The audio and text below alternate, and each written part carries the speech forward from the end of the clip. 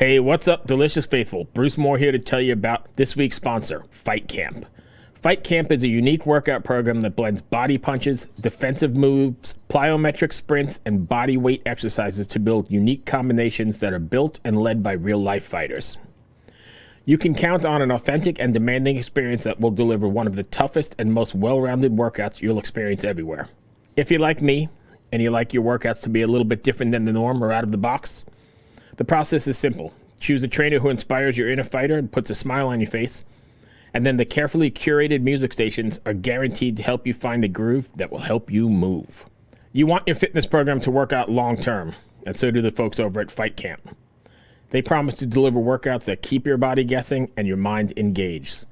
So I urge you to head on over to joinfightcamp.com to begin your fitness journey. That's joinfightcamp.com. Tell them we sent you. Hey guys, this is Pentagram, and we are on Brutally Delicious.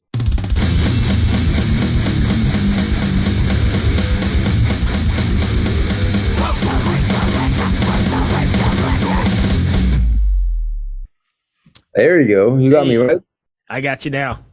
All right, here we go. How's it going? Good. How are you? Let me make this screen bigger. There you go. I'm Hey, doing man. well, thanks. How's it going? You guys are over in Turkey? We're in Istanbul right now. Wow. What's it like over there? It's the middle of the night, right? Or late? It's 11 o'clock. 11. What time? 11. Oh, wow. It's late. Well, thank you for staying up and doing this, and I appreciate it. Where are you, man? I am in Richmond, Virginia. I live in Virginia. Where? Irvington. About hour 20. Is that like by DC? No, I'm 3 hours to DC. Trying to think where I you am about hour 20 to Richmond. It's a very little town called Irvington. It's very close to Kilmarnock and Okay. Montrose and all those places. Oh, so out by the bay or the Chesapeake Bay. Yep. Oh yeah, definitely. Okay. I'm by the water. You're east Yeah. of me. Nice. Yes, I am. Yeah, I come to Richmond. What's that street? The street where all the stuff happens, basically. Broad Street? Cary? Is it Cary? Oh, yeah, Cary Street, right. Carytown, right. Cary. Yeah. Yeah, that's funny. I'm just outside of Richmond. I'm in Mechanicsville. It's another really small town, but You know what? I get my COVID shots in Mechanicsville, man. really? Yeah. That's so funny. Yeah, it's hilarious. Very small world. Yep, it is. Yeah. So anyway, let's talk about Pentagram. Sure. So This is Tarkan. Tarkan is the bass player. Hi. And Nice. he takes care of most of the production and all that kind of stuff as well, and writing and production as well. All right. And he's one of the founding members. Sweet. So I'm going to probably butcher it, but I'm going to try Makina Electrica. Yeah, Close. good. Yes. Yeah, exactly. It's been out for like 2 weeks now, right? So what's been the response to it, and how do you guys feel about it as a band? Are you excited about it as well? We feel great about it. You know, it's been like almost 2 years since we start to record this album, and it is good to see that it is finished and it has been shared, and it's been going very well so far. We're starting the shows this week. The thing is, the 3 of the singles were released like in a year prior to the release of the whole album. So it's kind of like, I think there's like 10 songs in the album. Right. So 1/3 of the album is already out. And we came out with the new song, the Damn the War song. Mm-hmm.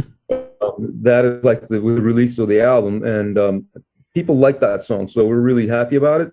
And the thing is, we didn't really play that song live. And, you know, I think it was the first time that we played it like yesterday, you know. Really? Yeah, it felt great, really. And we have a show on Saturday, so we're getting ready for that. And yeah, it's pretty. I think things are happening quickly. Yeah, the recordings were made during the pandemic, so we didn't have chance to rehearse in the studio all together as a band. It was like fragments recorded and came together. So right now we're practicing the songs again. We're learning We're relearning them. Yeah, exactly. I want to go back to something you said a minute ago. Like everybody, I mean, a third of the album is released already, and that's just because of the weird technology world we live in, right? Yeah. So you have to live by this new music business model of a single every, whatever it is, 6 weeks. as opposed to the old school way that I'm sure you're used to as well. We, bought the album on a Tuesday and you sat and listened to it the way you sequenced it and read the lyrics and all that shit, right? Exactly. How do you deal with that, and how do you what are your thoughts on that? Well, we take it as performing arts. What we do is basically on stage. So the thing lives on stage. The songs comes alive on stage. So we focus on what we do on during these performances. The recordings, of course, very important because it's like making a repertoire and announcing it and making it to share it with other people, the songs. But the main thing is what happens on stage. So we don't bother that much about that. And also, during all those releases, we just kept on playing. Right. I mean, it never really stopped. So, I mean, it's like, okay, the last album was released, let's say, 2 or 3 years ago. So, you tour for 2 years and then stop and wait until the next album comes out or the next single comes out. It was never like that. The band is active nonstop. The band probably has at least 5 shows every month. Right. Yeah. So, like Tarkan says, it's mostly about live shows. It's a live band. It's like, but making an album with 9 people, it's already something in itself. You know what I mean? I don't know anybody who collaborated. 9 people collaborating on a heavy metal album. I mean, everybody's opinions, right? It's like unheard of. It somehow worked out, and it was a lot of fun too. It just in the end turned out well. Hopefully you guys, you're saying it's a live band, so it's it's a live thing. But so then, are you writing the songs for how they're going to come across in the live setting, or are you just writing the songs and then trying to adapt them to the live setting? Does that make sense? Here's what happened. In 2017, we released this acoustic album. There weren't any new songs in it. All the previous songs were kind of arranged acoustically, and it worked out, and people liked it, and we toured. And with all the tours, then it switched into an electric thing, rather than the acoustic. So all those people who got together all through the years, it was kind of like a reunion, and we started playing electric shows, like real metal shows, and that energy translated into this album basically because some people, obviously 3 of the guys were the founding members, and the rest of the guys were in periods they were in the band and out of the band. Right. So as we were all together in one show, it's like a chronological, kind of like a history of the band from the start to now, basically. And that whole thing translated and finally, became this album. That's actually what happens. If you listen to the album, there are songs and styles of metal that shows the first album and the second album and the rest until recent ones. Well, let's bring up a whole nother question then. So I've got a couple I've been jotting down. Do you find it difficult not writing the same record? Because you've got, a bunch of records out. Is it difficult to not write the same sort of record? Yeah. Does that make sense? Yes, it does. Yeah. I don't know. Yeah. We have been playing for about 35 years now. But during the years, several band members have changed. Some get in, some get out. And there are always different singers, different guitar players. So each album came out as a different kind of source. I think the albums does not sound like each other very much. But in this last album, it came out like a summary of these 35 years. So you can hear tones from every period of this band. And also our professionally we do other things as well. Like Tarkan is a producer on his own, and I am a producer and a songwriter and a composer, and I also perform on my solo acts, and a bunch of other guys do similar stuff. Right. So all through the years people evolve, and then when we get together and collaborate, obviously we bring all that knowledge and experience into it. And everything changes, you know what I mean? So It's not like a predetermined type of thing that we're going to do this now, but as things evolve and they become something new, hopefully. I mean, there are a bunch of stuff that we don't want to put in the album too. I mean, Right. it's not like, But all that's very organic too, right? I mean, it's What's not that? like it's very organic, right? All that stuff, bringing in the other influence. It's not anything that's forced at all. yeah, that's what I'm trying to say. I mean, if it feels forced, we just left it out. Basically, it Right. just doesn't work. And I think that everything needs to just kind of come together naturally. Throughout the years, this is what we really figured out. I think that's the core of the whole. So I'm jumping all over the place, but I know you said 35 years. Ever imagine you'd still be making relevant music 35 years later? Well, it is not a concern to make something relevant. It is more of we reflect what we are inspired from. Well, honestly, I actually thought I'd probably not be on this earth after like 35 or something. You know what I mean? Right. I just turned 50, man. I know. Holy shit.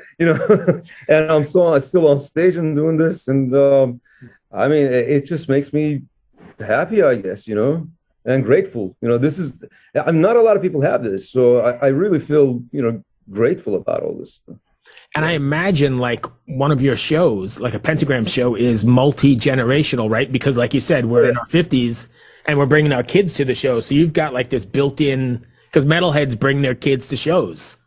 Yes, correct. Yeah, that happens all the time. And the good thing is we see younger audience throughout the years. So, I mean, it kind of, if the music is relevant, like you said, if it's relevant to the younger audience, that makes us really happy.